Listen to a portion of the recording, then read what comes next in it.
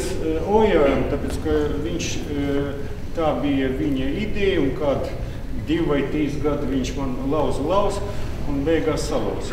Ja?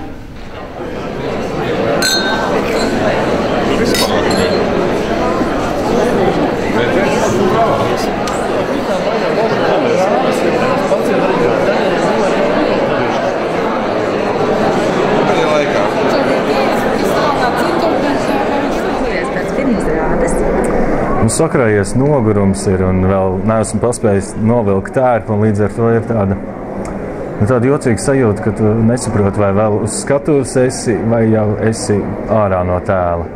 Bet, gandarījums ir, un laiks nav izsviests lieki, un arī liels paldies maniem visiem kolēģiem, režisoram un visiem, kas palīdzēja, un ka ir paveikts milzīgs darbs.